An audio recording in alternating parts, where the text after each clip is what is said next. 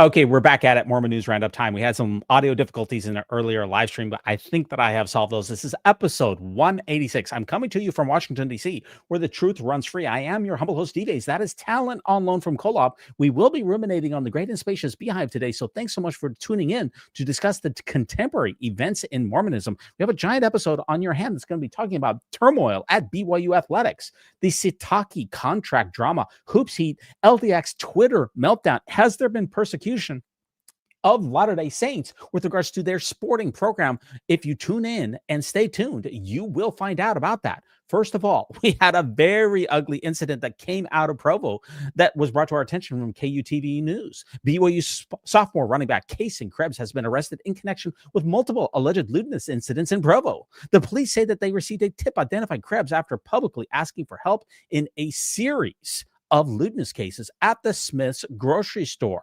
Very disappointing behavior, no doubt about that. Officers made in-person contact with Krebs, and 2 charges of lewdness have now been referred to the Provo City Attorney's Office. Each incident involved a man exposing himself before fleeing the area on foot. Police thank the police and media for helping quickly identify the suspect and preventing further victims. In response, BYU confirms Krebs has been dismissed from the football team for violation of team rules. Before BYU, Krebs was playing for SUU. And here is a picture of our lewdness man in chief. Short beard, red brown hair, white age male, middle 20s. A very disappointing behavior, to put it mildly. No, that is very disappointing. There's been a number of reactions that have come as a result of this. First of all, here we have Ronald Rasband. First of all, we had a DUI last month of a BYU athletics person. We have grape allegations going all the way back from Jake Resloff from last year, a fan who was threatening to kill a BYU fan, threatened to kill a Ute fan, and now public exposure as the church continues to go all in to make BYU athletics relevant. Clearly, it's only taking away from the quote unquote higher standards we have always been told that it holds itself to. I'm not seeing much of a higher standard in the BYU athletics program as of late, because he's been dismissed from the team, Casey Krebs, after exposing himself in a Smith's grocery store parking lot, not once, not twice. I'm laughing about this, but 3 times. That is gross. And, the joke here, folks, is that don't worry, even though he's been arrested, he's been picked up, that the cookie man will pay his bail. They're talking about the Crumble CEO, who is a big-time booster to the BYU football athletics program, that he's going to be picking up the tab.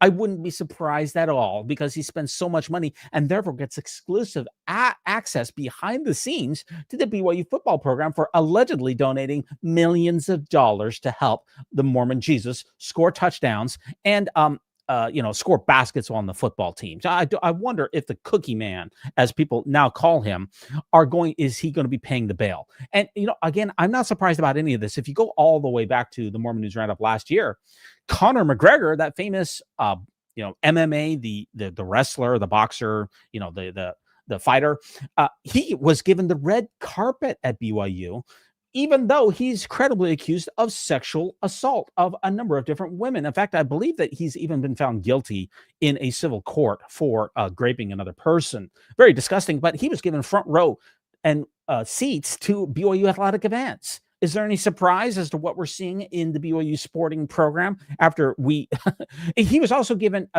tours downtown at Salt Lake City? Gross. He should have been kicked out on his butt. But instead, he was given, the red carpet. That is highly disappointing. We discussed that last year at the Mormon News Roundup. Other reactions from this particular one. This is the BYU Criminal of the Week, sponsored by Crumble. Stay tuned for next week's episode. I'm not surprised at all. No need to rejoice in this type of crap and use it for rivalry banter. I'm unfollowing anyone who does. Oh, okay. Good to know. Appreciate that. This is, it seems to be happening all too often these days. And this is my final reaction on this one. What the heck is going on at BYU? We have DUIs last month. We have grape allegations. We have a fan threatening to kill Ute fans, and now public exposure. These are supposedly great examples of the mission of BYU. The board of trustees must be so proud that they're pouring millions of dollars into these particular programs. And by the way, is that your tithing dollars at work going into the BYU athletic program? people tell me that no tithing goes in there until you can provide receipts. That's just a claim that has no evidence, but it's been highly disappointing to BYU in this particular week. And the apostles are also getting in on the action here. You wonder, this is the apostolic quarterback battle, Bednar versus Ronald Grant.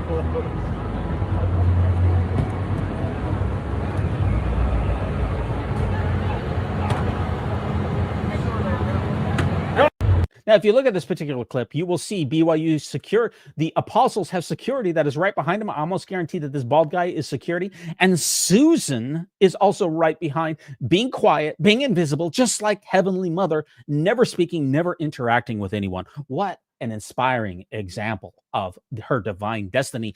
And here we have, I would like to say that David Bednar's throw, his form, hey, that's pretty good for, I believe, he's 72 years old, whereas Razband, I think, is pushing 80. He definitely has the form on Ronald Razband. There's no doubt about that. I wasn't going to show this, but also Elder Gong was in the BYU stadium as well. Unintentionally legendary. Let me show you this.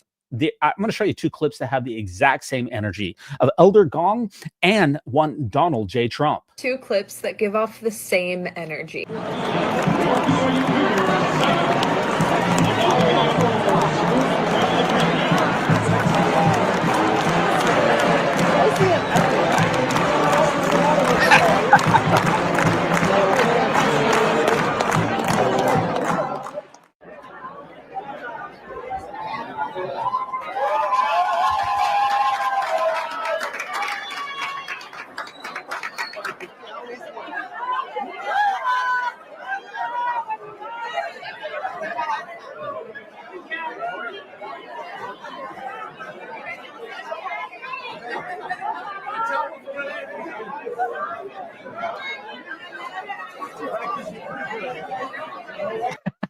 I see a lot of those two clips in my mind have a lot of the same energy. And by the way, you'll see right behind Elder Gong handing out the throwing the I see a similarity there. He's got the security right behind him. Young men and young women are supposed to go out to the world in far-flung locations in dangerous situations without security. But he's in BYU Cougar Stadium, where I believe everyone has to go through a metal detector, and he still needs church security right behind him. Wow. And, there's a lot of, I just see it's the same type of vibe here, in between these particular two clips. Speaking of still, athletics was big this week. This is just such a big week for BYU athletics. And I just want to cover all of this. Some people think that when David Bednar gets in charge, that he's going to shut down the athletics. I don't think so. And that's what Jeff Hansen also agrees. This is the man that people, who they are, say he's going to shut down BYU athletics down one day. This man, very unlikely. There's David Bednar with his hard hand. Ronald Razband is also right there. And Shane Reese. At least he's not throwing down gang signs, Shane. Thanks for trying to keep it real. And hopefully Shane wasn't doing any body surfing like he has on occasion in the past. But these are the big BYU fanboys being compensated by the Mormon Corporation. How much of your tithing dollars goes so that these guys can do all of these BYU sporting events, so that they can have Cadillac healthcare, and so that they can root on their favorite BYU players? Hopefully no more BYU players will be arrested for DUIs. And this is what Samuel the Lamanite said. David Harthands Bednar, modern apostles care more about Cougar sports than serving the sick and the afflicted. We don't get to see pictures of them in the hospital healing anyone ever, do we? Never. No, but we're going to see a lot of pictures of them at BYU sporting events. Why is that? Is it because I can only assume that they're not healing the sick and the afflicted and lifting the hands that hang down. Instead, they're rooting on their favorite football team. Are the apostles there ready to anoint injured BYU players with consecrated oil? They have the holy Melchizedek priesthood. Why don't they ever use it? Are they part of BYU's medical team? Very good question. I hope not my audio is coming through here. Maybe I got to do a quick check here, make sure that my audio is coming through. But yes, that's a good question, because Mormon apostles are something to behold. They don't act like Jesus's apostles after following his crucifixion. No, they don't. They don't act. They look a lot like BYU fanboys that worship Cosmo the Cougar. Yeah, they certainly do. And it also looks a lot like grifting. They're trying to get donations for BYU. Are tithing resources possibly being used to pay to support apostles' exclusive sports experiences? And this is also the rumors that I have, is that if you make a big donation to the BYU sporting program, then you get to hobnob around with BYU royalty and apostles and the board of trustees. It's a pay in Mormonism, folks. It's always a pay to play situation, always, because this is the difference here. Ancient apostles in the Bible versus modern Mormon apostles. After Jesus' death, the apostles of Jesus were known to do the following: spread Christianity across the world, work miracles, establish and lead churches, write parts of the New Testament, defend doctrine, suffering persecution, and some of them even martyrdom. They were living witnesses of Jesus' life and Jesus' supposed resurrection. But what are modern apostles? Oh, they're just at BYU sporting events handing out ice cream. They're throwing the pigskin around. They're doing some nice PR. They're shaking hands. They're taking pictures with star recruits, handing out ice cream at BYU football games and to visitors at the football games, attending road football games too and basketball games. They also travel. Instead of traveling the world without purse or script to preach the glorious polygamous gospel of Joseph Smith, they go on the road to root on the football team. And they go into the locker rooms. They're being celebrated at games with exclusive access to practices and locker rooms, getting free BYU swag as well, and access to luxury suites for attendance at games and taking photos with fans. Ladies and gentlemen, where are the miracles? And the ministering to the sick and dying children. We're not going to see any photos of that. No, sir. No, we don't have time for that. What are you kidding me? Hell no. And are tithing resources being used for these apostles' BYU fanboy experiences? I can only imagine that they are. I don't know, but unless somebody can provide some receipts that says that no tithing goes to the BYU sporting programs, then I'm only left to conclude that it probably is. Now, people, we need to back things up here just real quick. BYU was sitting at 11-1 at the beginning of this last week on their football team, and they were ranked outside of the college football playoff matrix, even though they were 11-1. No team has ever been 11-1 and been ranked outside of the top 10, meaning that they weren't going to be going to the college football playoff system.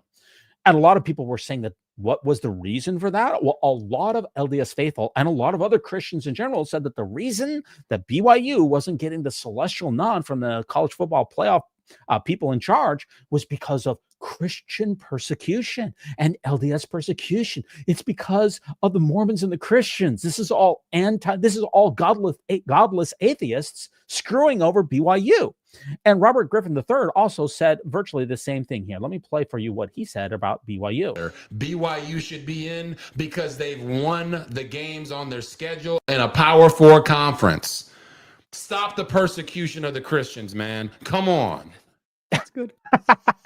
It's all because of Christian. It's amazing how Christian get together and to find the solidarity with BYU on this one. Of course, some people think that the reason that they're not considered that this isn't Christian persecution is, number one, Mormonism is not Christianity, and number two, if you want to stand against real Christian persecution, maybe talk about what's happening in Nigeria. I don't think that the reason that BYU is excluded from the college football playoff at the beginning of the week last week was because of supposed Christian persecution. It's hard for me to tell you exactly the reason that they were, but maybe Dr. Benjamin Park can fill in where I don't have the answer. Let's hear what he has to say about how Robert Griffin III's claim that BYU is low in the CFB rankings is anti-Christian persecution. Well, this tells us a lot about Mormonism, evangelicalism, and the modern culture wars. Another example of how Mormonism used sports to assimilate into American Christianity. Let's dig in. Yesterday, the big drama surrounded the BYU football coach, Kalani Sitake, and whether he would leave for Penn State. And I talked about how the big business of college athletics represented how Mormonism has assimilated into American culture. Well, good news, Sitake stayed. And as expected, BYU is trying to spin it to say, it's not about the money at all. It's about the mission. Here's the LDS Commissioner of Education. But now that brings us to the new crisis, which is, will BYU make it to the college football playoffs? Now, I won't bore you about all the details concerning what goes into the college football playoffs, but needless to say, there's a committee that ranks you, and right now BYU is not ranked as high as many would like, and this goes outside of the BYU sports fandom. Here is Robert Griffin III, a former Heisman Trophy winning quarterback and now analyst, making a case for why BYU is being disrespected. You earn the right to get on that field, and the right is not determined based off the patch that you wear on your chest, the conference that you're in. Now, all of that makes sense and fits into common sports debate. But watch in this next video how a new element comes in concerning BYU status in American sports. BYU should be in because they've won the games on their schedule in a Power Four conference. Stop the persecution of the Christians, man. Come on. Yeah, you heard that right. Griffin said that BYU's football team being disrespected is an example of the anti-Christian persecution. Let's dissect that. Now, let's assume that Griffin forgot that the team above BYU is Notre Dame, although it would be fun to see a rise in Protestant anti-Catholicism, that religious rivalry, which would be a true callback to past historical debates. But what's important is that Robert Griffin III is part of a religious tradition, the Baptist faith, American evangelicals now, who have long seen for several decades by this point the Mormons as co-patriots within their religious collaboration of the religious right, which means Mormons are accepted as Christians, especially due to their ability to perform on stages like the football field. He's also part of an evangelical culture that prioritizes grievance politics and sees anti-Christian bias as a central theme of modern America. To be clear, I too am upset with BYU's ranking, but it probably has more to do with pro-SEC bias than anti-Christian persecution. Probably. Anyways, it's just another example of the convergence of sports, religion, and culture wars politics in modern America, and how Mormonism has become interwoven in all of them. It's another day. Thank you very much for weighing in, our unofficial sports reporter, Dr. Benjamin Park. The Crumble CEO, is about to lay off more employees to retain Kalani, because this week also saw Kalani's contract being negotiated, and it was done in a very, very public way, by the way, here. And people are saying the first rule of CFB, never fight the Mormons here. There's a lot of rumors that were associated with the beginning of the week. Let me bring you up to date with this. Lions are so cooked. Because when my husband, the Penn State fan, told me that their number one prospect for head coach was Kalani Sitake, I said, who in their right mind wants to take on the Mormon church? Because recruiting a Big 12 coach to the Big 10 looks good on paper. But trying to recruit a Mormon from BYU who's an alumni away from his massive Mormon family in Utah is the dumbest idea I've ever heard. And I don't even care that Kalani Sitake has said that Penn State is his dream job. Because even if somehow you convince this man to go to Penn State, one, you're also going to have to uproot 250 of his family members from Utah to the state of Pennsylvania, and you're going to have to go to war with the Mormon church. And they're not only going to give this man all the religious guilt possible to make him stay, but the church and their alumni have so much money that they want to pay him over $20 million to get him to stay. So in order for you to get a pretty good Big 12 coach that you'll have no idea if he's going to succeed at Penn State, you'll have to overspend by millions.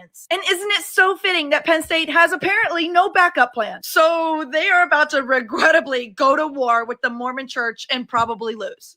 Yeah, and we found that out.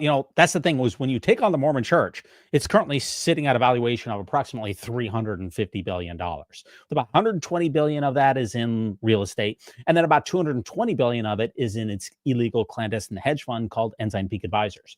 And they're going to be able to bring resources to their football and athletic teams, the likes of which Penn State cannot possibly fathom unless Penn State's got some big donors. See, this is the war of the billionaires. Athletics has been changed from a competition, a fair competition of people across the basketball court, across the gridiron, to who can pay the most amount of money. So, yeah, and the Crumble CEO, like we said, is about to lay off more employees to retain Kalani. That's the reason for that joke, is the fact that he could be spending tens of millions of dollars to bring Kalani to the table. And the Mormons, I got a couple other takes here. This is going to be a long episode here, but this is from a Cowboy Coug. The Mormons have quite a look, and the athletic ones are very athletic here. Let's hear sources. BYU coach Kalani Sitake has begun to inform people that he intends to stay at the school. BYU is in the process of putting together a lucrative contract to keep him. He's been one of the main targets at Penn State, which he informed of his decision today. Utah weren't going to be able to, or BYU weren't going to be able to keep up maybe with what Penn State was doing, and Crumble Cookie came around. And then I think there's a Qualtrics out there or something like that. Yeah. And then I asked the people out there that are maybe BYU alum about, like, hey, how many big money Mormons are walking around there. And the number we were told is there's at least 60 crumbles walking around. Is what I was told. There's at least. Holy, yes, there's that many. Insane. Let's just remember, look, just to digress. And by the way, if any of this gets taken down, you can, if you want to make a donation over on our Patreon site, you can watch all these episodes unedited because some of this might be copyright struck. But all of these Latter-day Saints, especially the Crumble CEO and others, make a covenant inside of the temple that they will give all of their time, talents, and possessions to the Church of Jesus Christ of Latter-day Saints, not to alleviate human suffering. So when they come up with the tens of millions or billions of dollars that some of these incredibly successful, mostly men, come into, they're not looking to make this world a better place. They're saying, how can I give more money to my Masonic real estate corporation? And that was put on full display this particular week. 60 crumbles walking around. And they all love Coach Sitake, I think. They love how he goes about his business. I think they like the way he coaches. And obviously he himself is a Mormon as well. So it's like a perfect fit almost. Because BYU, I think, just like LSU with Louisianans, just like Penn State with some Pennsylvania. Ohio State with Ohio kids that want to get, like AJ, once he was given a scholarship to Ohio State, there wasn't even going to be a conversation anywhere else just because of who he. Mormon kids, I do believe, and there's a lot of great athletes that come from this religion because I think there's a lot of strapping. The Mormons have quite a look. Unfortunately, that look didn't rub off onto your humble host. And the athletic ones are very athletic. Puka. Yeah, Puka and then Austin. You just go through. That's the two different, everything in between too. Like it is, they have athletes, and I think they want to go to BYU. Like that's like a part of the entire thing is going to BYU. Yeah, for sure. When I was a high school student, I wasn't a student athlete, by the way, but I only applied to one school. I applied to BYU Provo, and that was the only school that I applied to. So I immediately thought, like, Coach Sitake obviously knows his situation better than me, but he also has a plethora of recruits that want to come to BYU strictly because of their religion. Yeah. Will that carry over to Happy Valley at Penn State, or does he have to go do something different? I didn't know how the fit was going to be, but I think we're all happy that Sitake's there. Penn State still doesn't have a coach, though. Yeah, and they may go. Yeah, that's a very, very solid take. Obviously, I'm not as big time sports follower as these guys, but you can tell that this made a lot of national headlines this week. And this is the big news for BYU fans in particular here. Kalani Sitake appears to be staying with BYU with a hefty pay increase for him and his staff, along with a massive bump in NIL support. It's all about the gravy train. And by the way, like I said, I worked either full or part-time for the Church of Jesus Christ of Latter-day Saints for almost 24 years. And from my calculations, based upon what has been leaked, Sitake supposedly approved or accepted an offer of, I don't know, about $9.5 million. I don't know that for certainty, but that appears to be how much money that he's staying for. That is more money that he makes in a month than I made at my entire time at BYU. How much money is enough for this guy, for God's sake? Massive news for BYU fans that Kalani, after entertaining a lucrative Penn State offer, is staying at BYU. Rumors are starting to circulate online that he is staying. I myself have heard from multiple sources that are well connected that the deal is done, that he is staying, and that donors rallied together to bring him back. What I've heard is that not only is he and his staff getting a massive pay bump, which is well deserved, by the way. Oh, how much more millions do these guys need? But even more importantly, especially for BYU fans who want to compete at a high level, is they got a massive influx of funding and resources to support recruiting and player retention. Yeah, and that's what the Crumble CEO was saying.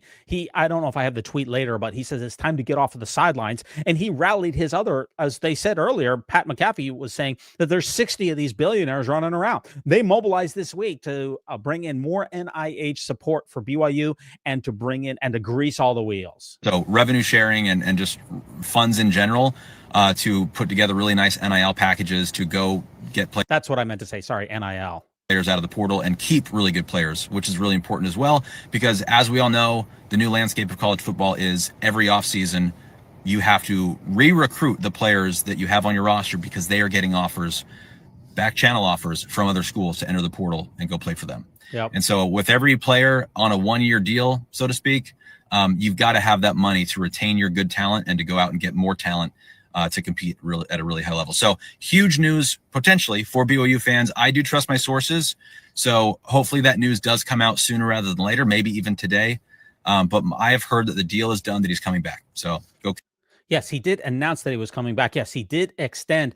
Listen to me. Listen, in 2024, the church supposedly donated 1% of its total actually about 0.5% of its total amount of wealth to humanitarian causes. The church is worth $350 billion. And according to the church itself, it donated $1.5 billion of that to humanitarian causes. We could talk about that later, but let's assume that we take the church at face value here. That treats membership. The problem here is that it treats members in hardship as if it's on an incredibly tight budget.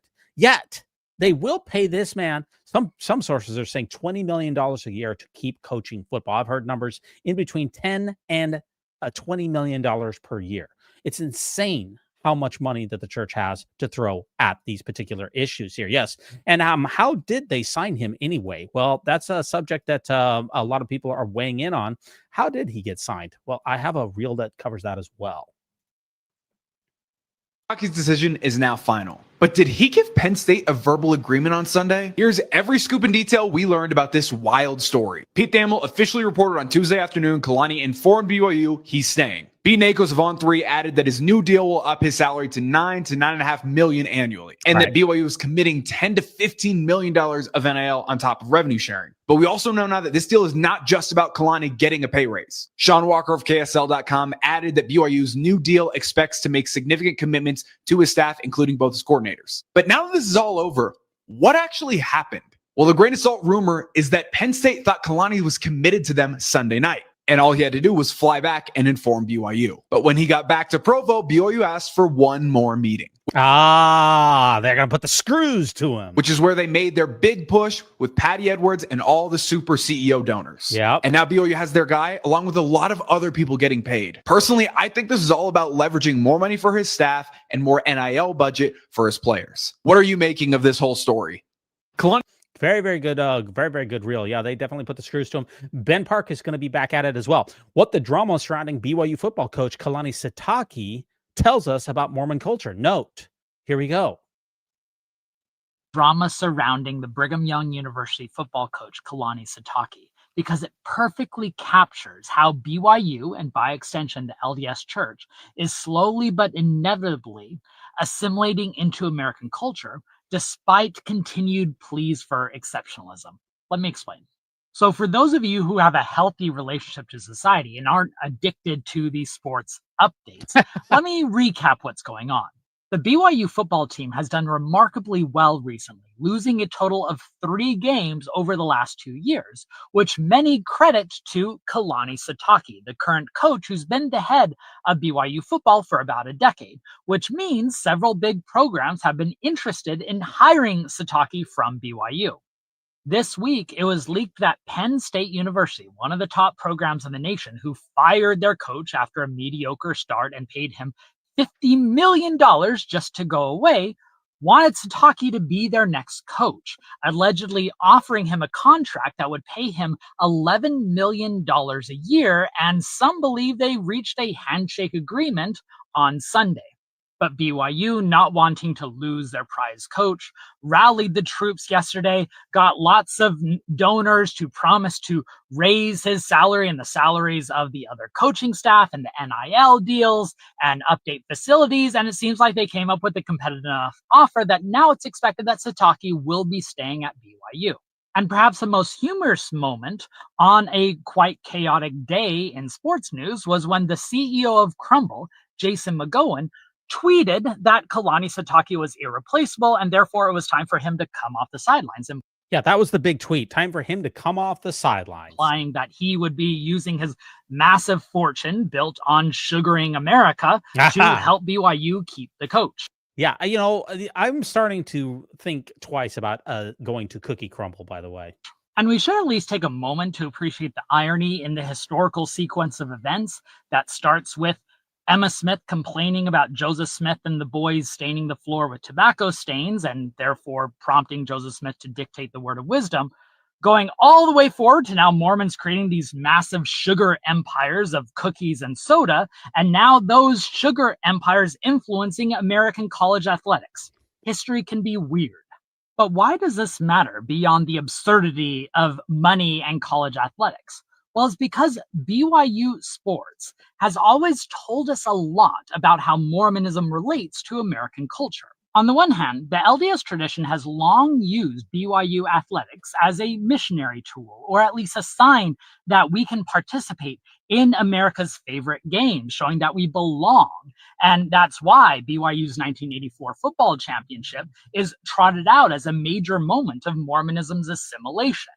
Yet at the same time, BYU administrators and LDS authorities have emphasized that we are doing this in our own way, that we are not fully conceding into the ways of the world, and that we are going to maintain our priorities and not give in to the expectations of Babylon.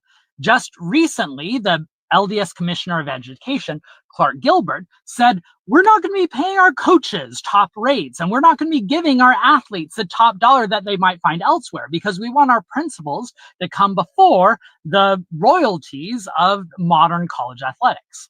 Yet it's hard to argue with athletic success.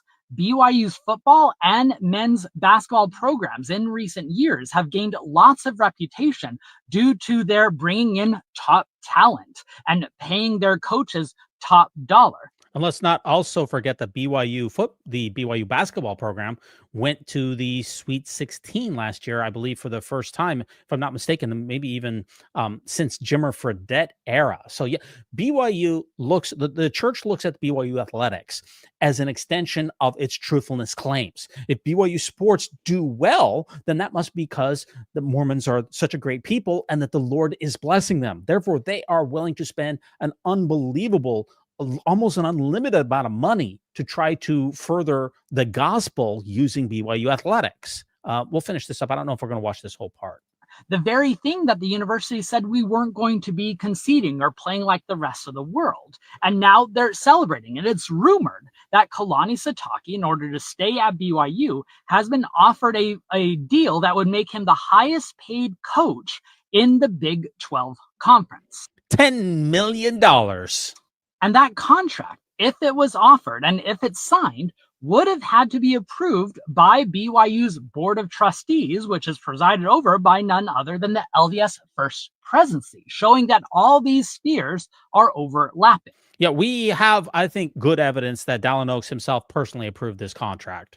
And to be clear, I like BYU sports teams being good. I'm traveling to Dallas this weekend to watch the football team play in the Big 12 Conference Championship, and I really hope Kalani Sitake is on the sidelines.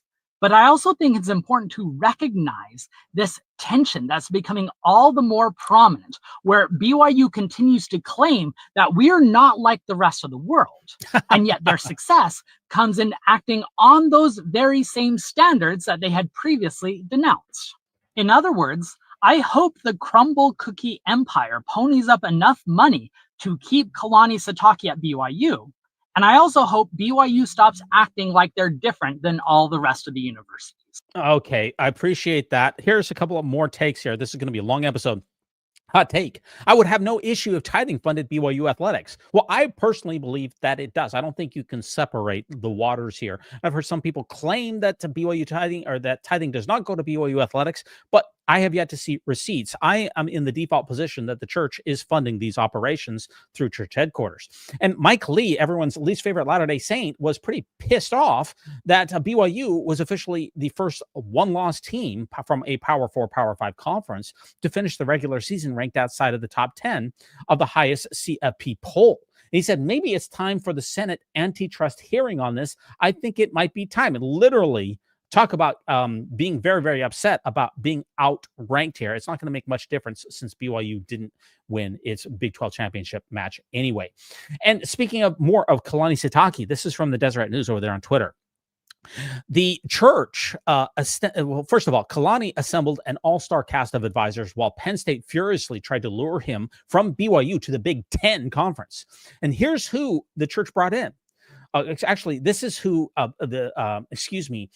this is who was brought in here. The team included Kansas City Chiefs coach Andy Reid, who is a Latter-day Saint, and Hall of Fame quarterback Steve Young, who, of course, is a Brigham Young University graduate and a faithful Latter-day Saints. Both of these are Latter-day Saints.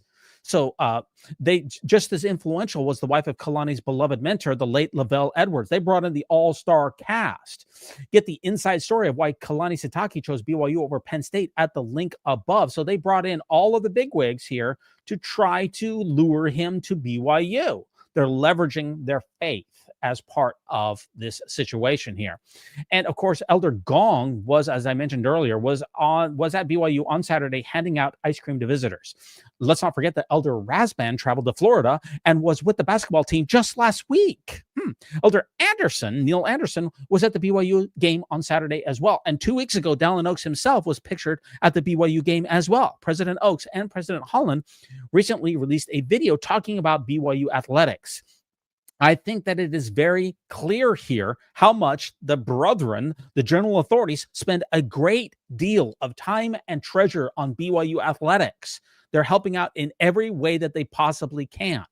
This is demonstrable here. A couple last takes here on the even, I'm not going to play this. I guess I'm just going to talk about this. But even this last week here, President D. Todd Christofferson was on BYU campus at around the same time. And the rumor is that he was also involved in the Kalani Sitake coaching, that he was leveraged as a member of the first presidency to put the screws to Kalani and keep him on BYU. I don't know that for certainty, but that is the rumor mill, because he was on campus on Wednesday or on Tuesday, I believe. I believe it was on Wednesday here.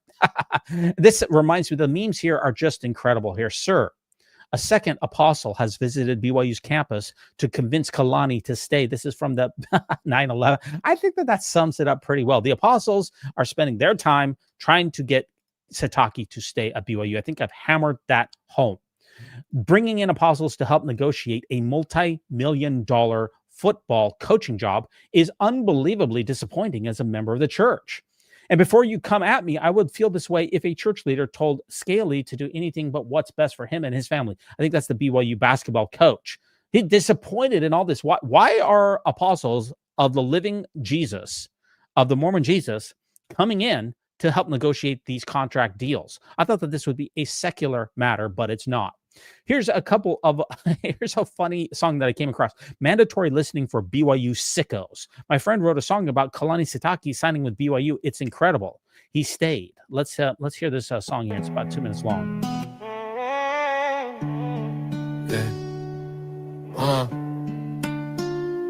Late night call, quiet room, jet waiting, catch a ride.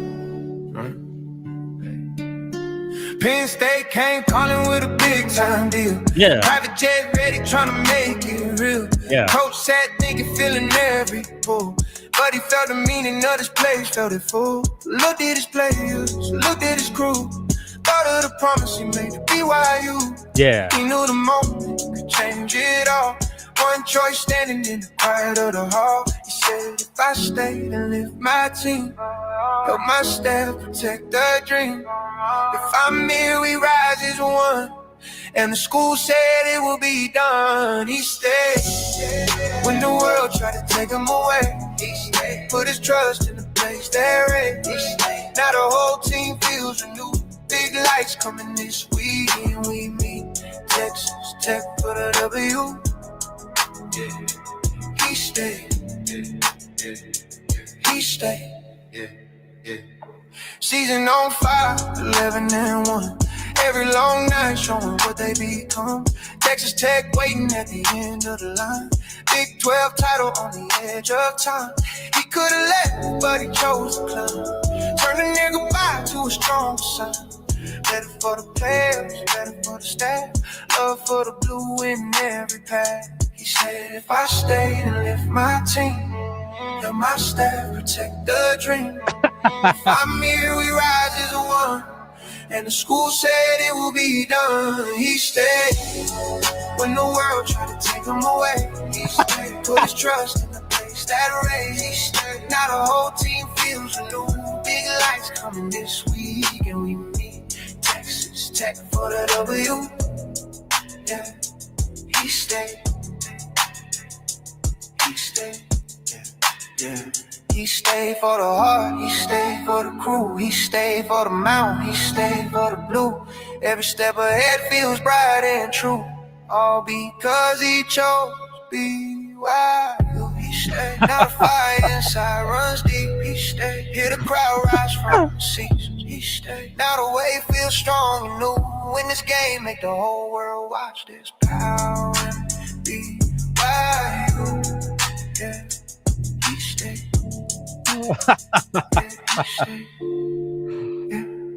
He stayed.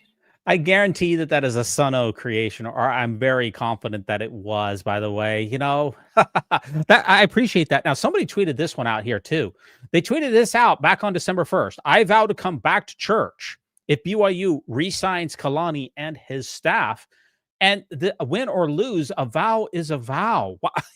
You're basing your eternal salvation on whether BYU re-signs his football coach? Bro, come on. Don't that's not what you should be doing.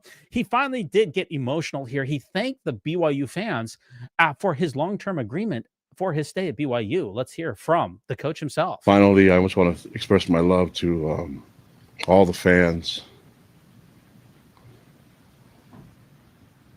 Especially the big donors, the ones with the millions. Especially the Crumble CEO. And Steve Young. And Steve My wife said that the last day or so I'm feeling the spirit. was probably one of her favorites. Yeah. And my family. And yeah, getting $10 million might be one of my favorite days too, buddy. She called it a love bomb.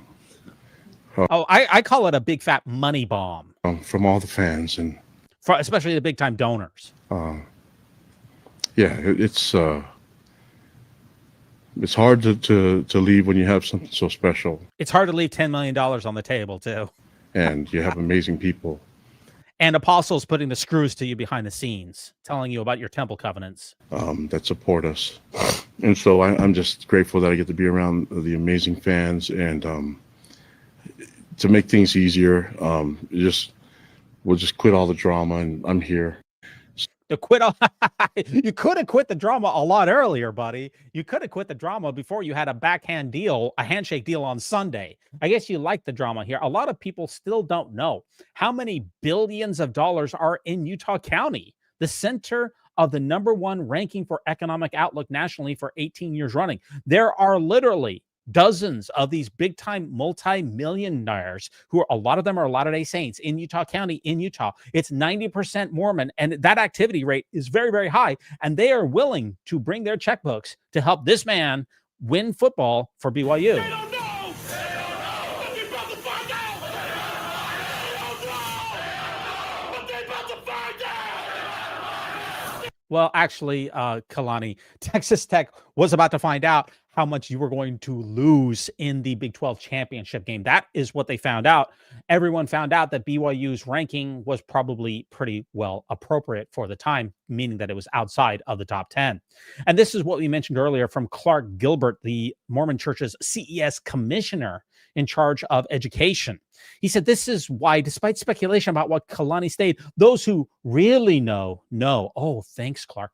In the end, it was about mission and the heart of a man who understands BYU's mission better than anyone else. BYU is different, and so is its coach. Oh, I'm sure it had nothing to do with the millions upon millions upon millions of dollars that he required for himself to stay and for the rest of his staff to stay. He really stayed because of Mormon Jesus. Oh, sure. Thanks, Clark. Thanks for the update. I really appreciate that. This is the question here. Was this as a result of the highest bidder? Because BYU has famously said that they don't get into bidding wars, really. That's what Clark Gilbert himself said.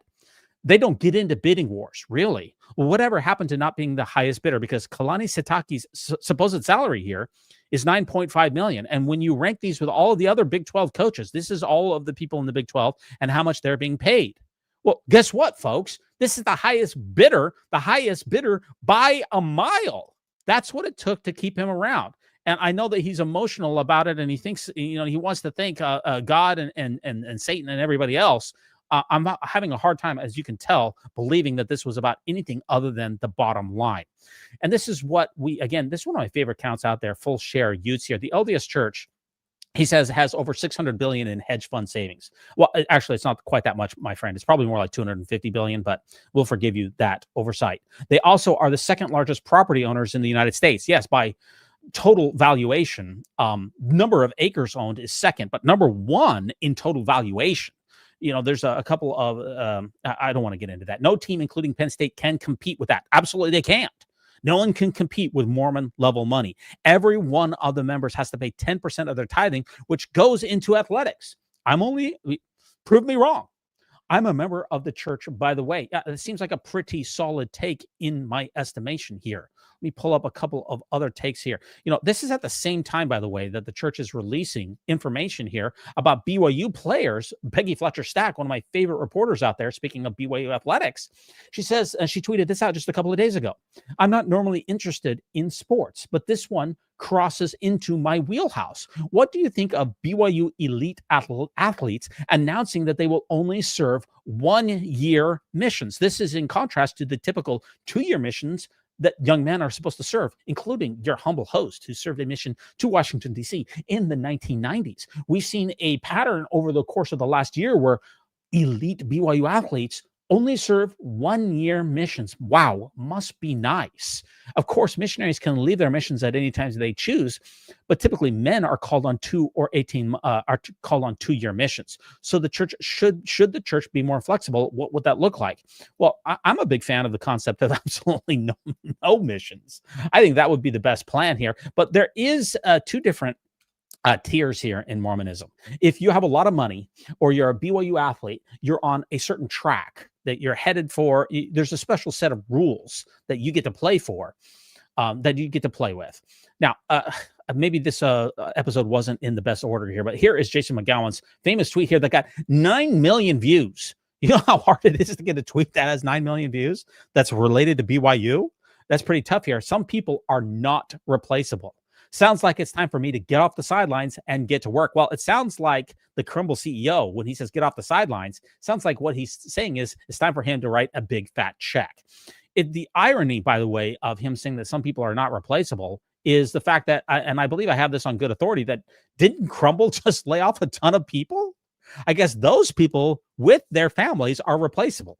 What's not replaceable is anything related to Mormonism. But the employees that work for Jason McGowan, they supposedly are replaceable because he laid off a bunch of them not long ago. So yeah, this is I think pretty distasteful. And he also tweeted this out here. He's trying to gin up the response here. Why do you love Kalani? What does it mean to you to have him as our head coach at BYU? Right now is the moment to let him feel the love, respect, and gratitude of Cougar Nation. He has given everything to this program. Let's show him how much he means to all of us. And when he says, let us show him, that means let's write him some checks. To make it fun, I'm giving away 4 50-yard line seats and airfare to the Big 12 championship game for 2 incredible responses. Share your heart. Let's lift Kalani together. Jason, it's mostly going to be you lifting. You're going to be having to do the heavy lifting here, pal, because my checkbook is not deep enough for that. My Patreon subscribers generate a whopping $120 a month. So I don't think I'm going to make much of a difference in Kalani's calculus here. By the way, those of you out there, if you can hit the like and subscribe, I would greatly appreciate that. We still have more reactions to come here. This is the best of luck here to Penn State football on their coaching search, because listen to me. This is the joke here, is that there was a delivery order from Crumble directly to East Park Avenue State College in Pennsylvania. That was the delivery. So yeah, sorry, buddy. And this is the actual joke here, that there was an actual Crumble from I believe it was a DoorDash that was left on the athletic administration building right on the outside, right from the Crumble CEO. Folks, that is peak level trolling that I actually really enjoy. That is pretty funny stuff here. And this is the breaking news here. Sources confirm that BYU has countered the Penn State's offer with a historic package, a lifetime supply of Crumble cookies, and also, let's not forget, tender mercies. And also, folks, this is most important, eternal blessings vested after 10 years or a Big 12 title, whichever comes first. Penn State reportedly can't compete with that kind of celestial upside. They certainly can't. I do enjoy me a tender mercy every once in a while. And the Big State fans, folks, they obviously are not very happy about this entire situation. As you might imagine, the search here for a new Penn State coach went from the search went from Penn State is looking for a new coach to Penn State is battling the entire Mormon empire in an attempt to acquire their new head coach. This is insane. I feel like I'm in the Twilight Zone. Yeah, if you're a Penn State fan, folks, to all those Penn State fans out there, you didn't reckon with the Mormon Corporation, did you? You thought this was like any other school. You thought this was like any other school. You thought that this was going to be like a normal head coach search. Wrong answer here. That is not. Welcome to BYU Athletics.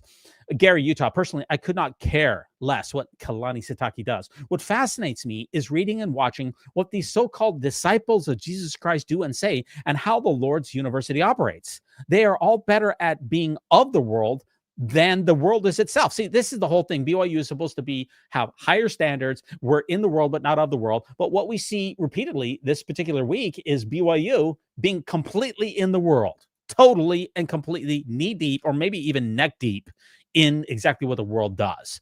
And I got the memes just really write themselves on this. I have a long episode here. Good news, BYU. I just got it on good authority that Sitake is saying, and this is from President Oaks, this can't be happening. Don't worry, bro. We're about to give this man the bag. Oh, good. You're the best prophet ever.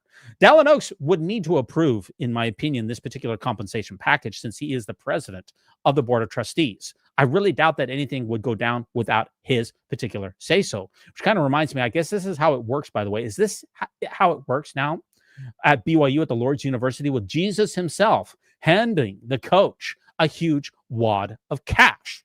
Everything in Mormonism is about the money. Just in case you're not very familiar with the Mormon church, believe me, it's about the money, because this is how it works. You steal from the poor to give to the rich. Hashtag BYU tithing. All of those very, very poor people that the church continues to baptize in Africa and in the global south, well, they send tithing to the church headquarters. And does the church then pass that tithing on to rich BYU sporting athletes and coaches? You tell me. I believe that they do. I don't have evidence to conclusively prove that, but I believe that that's what's very, very common. And here's a couple of other memes that came along. Would like to clear up a common misconception. BYU Athletics is not funded by church tithing money. That's what fast offerings are for. That's the problem when you have such an opaque organization. The memes write themselves. Yeah, I do wonder, they're saying that no tithing goes to the BYU Corporation. I wonder, is it fast offering instead? I know people are talking about the crumble cookie guy being in a big deal in the BYU Sitake. But here's the deal, folks. He's not the only rich billionaire that's associated with BYU Athletics. Min Kim is actually the bigger deal here. This is the NutriCost owner who is helping to pay and hopefully keep Sitake in Provo. It wasn't just the crumble cookie guy. There's lots of other billionaires who are lining up here. I'm told that once the church approves it, the donors can pay coach's salary. And once they do, they'll allow Min to do it, directly paying the coach. Min already helps BYU football players in their salaries, and he also helped BYU land Debansky. I hope I'm saying that right. Debansky. So here is more billionaire Mormons who are directly funding this entire cog here. It's absolutely insane, man. I just can't get over this week here of what I'm seeing behind the scenes. Imagine what is taking place outside of the public eye that we can see. If we can see all this in the public eye. If you know, this is the dude who beat Penn State. Again, not the BYU cookie guy. This is Min Kim. Not the cookie guy. His company has sales of over $600 million a year. The guy is really the one powering BYU athletic resurgence. The dude is a diehard BYU grad and has given the most to the school. He's their NIH whale. Go Utes. It's the Asian dude, Min Kim. How much money, if he's generating $1 billion in sales per year, how much money has he given back to the corporation so that they can win BYU and football and basketball games? I do wonder. And this is really the irony. I've been laughing a lot about this, but this one really hits home for me. Imagine being an underpaid church employee and seeing that $7 to $9 million number being thrown at sports game coach. Listen, when I was a BYU employee, I was highly underpaid, hugely underpaid. And I wasn't given a pension. I wasn't given health care because I was considered an instructor or a part-time adjunct faculty. Sitake makes more in 1 month than I made in my entire life at BYU. And so, yeah, I am that underpaid church employee. And seeing him have to hold out for $9 million, how much is enough for you to stick around, pal? It's all about the money, man. The greed in Mormonism literally has no end. It just never ends here. And this is also the memes that came out. Next time, Latter-day Saints, if you're listening out there, that you're forced to clean the chapel, think about the $50 million salary to the BYU coaches. Thanks, Cosmo. Hashtag corruption. And next time you're cleaning that chapel toilet, think about how much Kalani is making literally by the hour. Other reactions here. Kalani deserves the second anointing. If he doesn't get that soon, it's due to racism continuing to exist in LDS culture. No recent LDS member has done more for Jesus Christ than Kalani.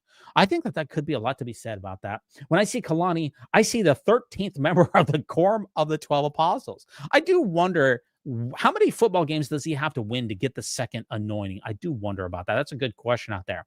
How can anyone out there not think nationally that BYU isn't a cult? We just had a public display of asking the church for money to help pay BYU Sitake a salary. And that's likely the biggest in the entire nation. He's probably making more than any coach in football. This doesn't count basketball, where their head coach is getting paid the highest salary in the country. BYU football and basketball coaches are making more money than anyone else. BYU has turned the LDS Church into a cult before our eyes. What an absolute embarrassment. I don't have anything to add to that. That seems pretty accurate in my opinion.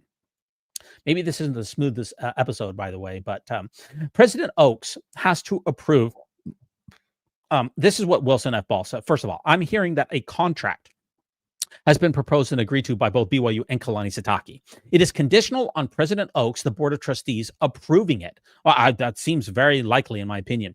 President Oaks has to approve it, even though I was told the LDS Church doesn't have anything to do with athletics. Yeah, you can't have it both ways. This proves that tithing money is being used to pay for salaries like this huge bag. If President Oaks doesn't have to approve this, if this is all coming from private donors, why would he have to approve it if it's just private donors? This is such a bad look for the LDS Church. 100% in agreement with you. Like I said, this could have been a smoother episode, but I've got so many things on here.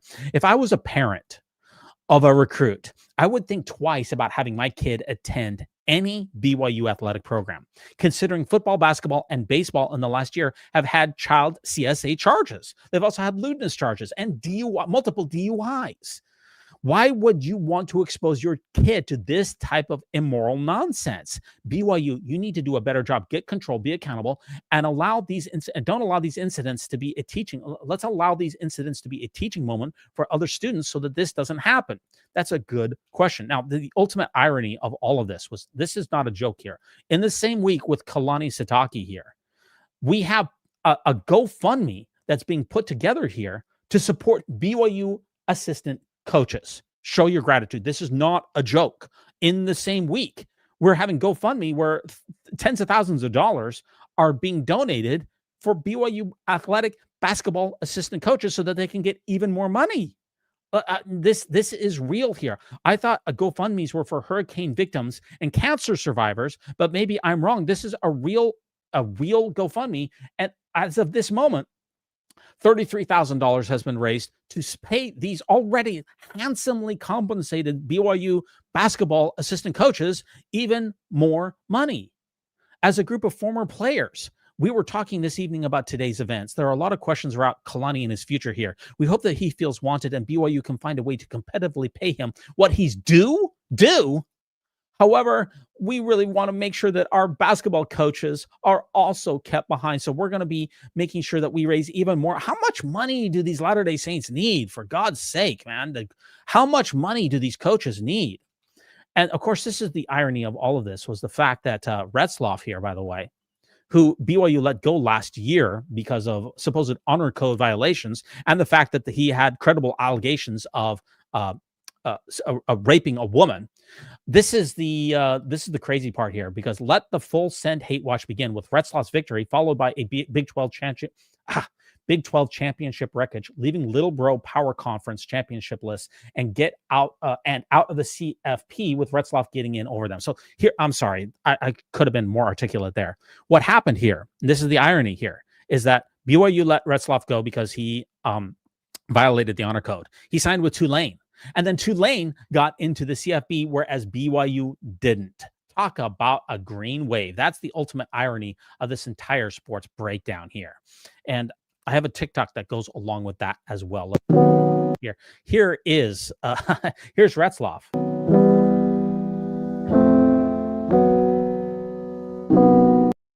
Here's Retzloff himself. POV, how Jake Retzloff is feeling right now. Boy, he's feeling real good considering the fact that he got into the CFB, but unfortunately, his former team, the Cougars, didn't. Now, in the Big 12 championship game, BYU got their butts handed to them. And, you know, if you're a BYU sports fan, I can understand how that might rub you the wrong way. Speaking of rubbing people the wrong way, this is the most hilarious take of this. Soak it all. This is from the Red Raiders, where Texas Tech beat BYU in the Big 12 championship, sending BYU home and ending its CFB hopes. Soak it all in, Red Raiders. Soak it all in. And that's a savage word choice considering BYU and the idea of, get it, soaking it in. BYU soaking. This is a tough episode here, but a lot of reactions to this particular loss here. Dear Ryan Smith. So other big time LDS donors would include Ryan Smith. Was it worth taking all your money and giving it to BYU instead of investing it in the Utah Jazz? Now, he's a Latter-day Saint as well, who's supposedly also a big time donor to BYU sports. And all of these big time billionaires and millionaires, guys, was it worth it sending so much money to the BYU corporation instead of your own? Because BYU is outside of the college playoffs. And here's what a lot of fans are saying here. So happy BYU got spanked. I dislike their fans. Of course, Latter-day Saints are high on the dislike list. Oh, boy. This is a libtard touch grass bigot. I do wonder about all of that. Maybe I could have organized this a little bit better for you. Congrats on the playoff berth, Jake. That is gross. That is absolutely terrible, man. I can't, but it's the irony is just incredible that he got dismissed and now he got the nod. I truly believe that the Big 12 deserves 2 spots in the playoffs. Texas Tech head coach Joey McGuire makes a case for BYU to be given a spot in the CFP. Do you agree? At teams, I truly believe the Big 12 deserves 2 teams in the. Sorry about the volume here. Playoffs. Whenever you look at BYU, they're 11-2, and their 2 losses are to the number 4 team in the nation. And so I have so much respect for Kalani. That's a really good football team, and I hope the committee looks at it because there's going to be 2 lost teams out there, but there's not going to be an 11-2 lost team. They did a great job throughout the season getting here. Whenever the very fun stuff. It started with BYU fans were kind of like, we're just as good as these playoff teams. No one wants to see us in the playoffs. And it finished with, of course we lost. These teams spend more money than us. What did you expect? So this is the reaction here. Texas Tech spent $28 million on their roster and have been a part of the power structure for 30 years. BYU supposedly only spent $10 million on their roster and have been part of the power structure for 3 years. So of course that's the reason that they lost. But those big time LDS donors need to waste even more money helping BYU score. And this kind of got my heart. Oh man, this look at that picture, ladies and gentlemen. Doesn't that sum things up pretty well for you? BYU sports fans getting absolutely crushed. You know, that's absolutely horrifically sad, which is why I tweeted this out in response. It's at times like this, folks, that being washed clean of the blood and sins of this generation in a multi-million-dollar Masonic castle wearing a baker's cap and a green apron can feel so comforting. Hashtag put her name on the prayer roll. I think it's time for a prayer roll for that woman. At least the committee's actions are F BYU and not F the Mormons. So that's a start. F the Mormons is bigotry, but FBYU, that's perfectly acceptable. You know, people are really wondering, you know, they're kind of missing out on the opportunity here. That it sucks that Notre Dame, by the way, is backing out of their bowl. They're saying that they will not compete in a bowl since they were shafted by the committee. But some people were saying, you know, I was looking forward to the Pedo Bowl with Notre Dame versus BYU. That is not going to happen because Notre Dame is not going to be participating in a bowl. And here is the last take that I have for you on this. Maybe this episode wasn't in the best order. I did have some audio issues, but let's bring you the last take here. that no one is mentioning with BYU getting eliminated is that, no joke, BYU's rules against premarital relations is what prevented them from making the college football playoff. Because if you don't remember, Bear Bachmeier, who is although a very talented young quarterback, was never meant to be the starter for BYU this year. It was instead supposed to be Jake Retzlaff, who, fun fact, was actually BYU's first ever Jewish quarterback. But last year, Jake actually had to go to court because a woman accused him of having non-consensual relations. And in order for him to state his case, he had to admit that he had premarital relations, which, if you don't know, is very against BYU's honor code. So Retzlaff ended up getting kicked out of BYU and transferring to none other than Tulane, who just won the American Conference Championship game, and because of their rankings, are likely going to be the Group of 5 representative in the college football playoff. So it turns out BYU having to start their first ever true freshman this year, because the Church of Latter-day Saints don't play around, was unfortunately the difference in what kept them from the college football playoff.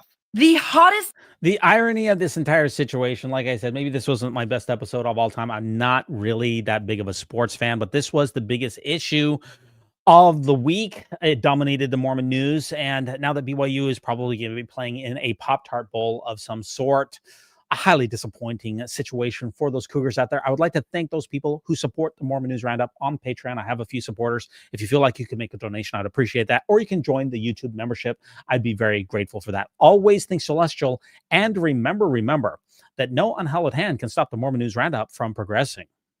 Class dismissed. Your time is valuable. Class. Don't spend it in courses you've already...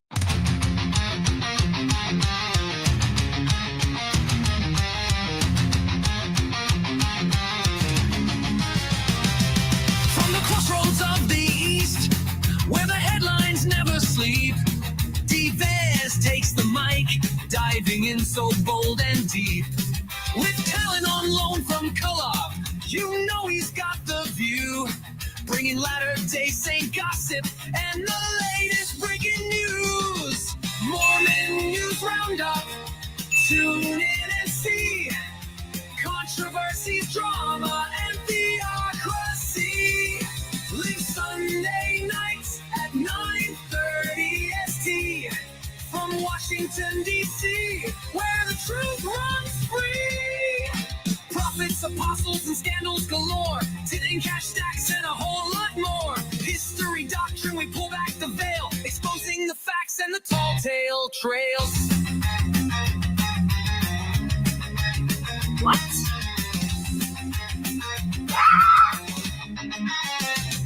So grab your popcorn, bring a friend. This is the show where the spin will end. Laugh, debate, don't miss a beat. Divez is here, turn up the heat.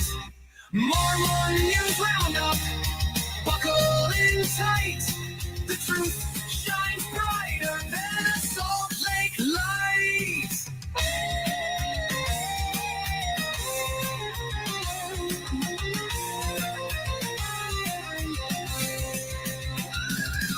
Mormon News Roundup, buckle in tight. The truth shines brighter than a Salt Lake light.